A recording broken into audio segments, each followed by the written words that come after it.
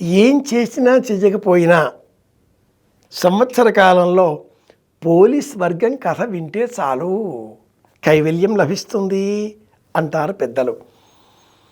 30 రోజుల పాటు ఓపికతో గోదావరి స్నానాలు, కృష్ణా స్నానాలు, దానాలు, ఉపవాసాలు, పూజలు, వ్రతాలు, నోములు, ఉచిత దీప దానాలు ఎన్ని చేసినా చేయకపోయినా పోలీస్ వర్గం కథ వింటే శ్రేయస్సు కలుగుతుంది అంటుంది కార్తీక పురాణం. ఏమిటి ఈ పోలీస్ వర్గం కథ?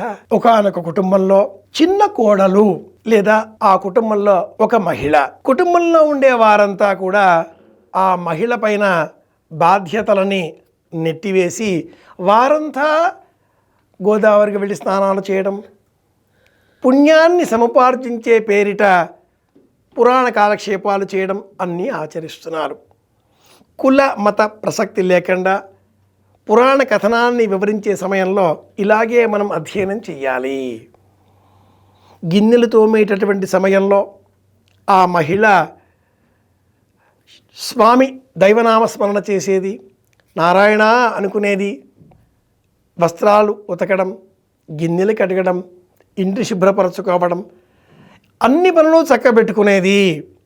కానీ ఆ గిన్నెలు కడిగే శుభ్రం చేసే సమయంలో పాల గిన్నె వచ్చినప్పుడు, వెన్న గిన్నె వచ్చినప్పుడు కాసింత వెన్న అలా సేకరించి ఒక గోడ చాటుకు ఒక బండపైన భద్రపరుచుకునేది.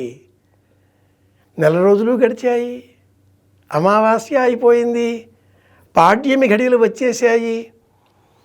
పగిలిన ఒక కుండ పెంకు పైన తాను ధరించిన చీర వస్త్రంలో ఉండే కొన్ని దారాలు త్రుంచి అలా పేని ఆ కుండ పెంకులో ప్రమిద వలె భావన చేసిన అనంతరం వత్తి వలె ఈ దారం పోగులను ఉంచి సేకరించి భద్రపరుచుకున్న ఆ కాసింత వెన్నని అందులో ఉంచి దీపం వెలిగించి స్వామి నారాయణ జగత్ప్రభు దేవదేవా అంటూ స్తోత్రం చేయగా జగన్నాటక సూత్రధారి పరమానంద భరితుడయ్యాడు. సాక్షాత్తు వైకుంఠం నుంచి విమానమే పంపించాడు. ఆ విమానాన్ని అధిరోహించి పోలి స్వర్గానికి వెళుతుండగా ఇంటిలో ఉండే కుటుంబ సభ్యులంతా అయ్యో విమానమా అంటూ పరిగెత్తుకుని వచ్చారు. ఒకరు ఆ విమానాన్ని పట్టుకొనగా వారి పాదములను మరొకరు ఇలా కుటుంబ సభ్యులంతా కూడా ఒక నిచ్చెన వలె ఆ పోలీస్ వర్గానికి వెళ్ళే విమానాన్ని పట్టుకొని ఉండగా భద్రం అన్నారు చివరి వారెవరో, పైవారు కూడా భద్రం అన్నారు, ఆ పైవారు భద్రం అన్నారు. ఇలా భద్రం భద్రం భద్రం అనేసరికి ఆ పైన ఉండేవారికి వినిపించగా ఏమిటి అంటూ చేతులు చాపి అడగడంతో నేలన పడ్డారు. పోలీస్ వర్గానికి వెళ్ళింది.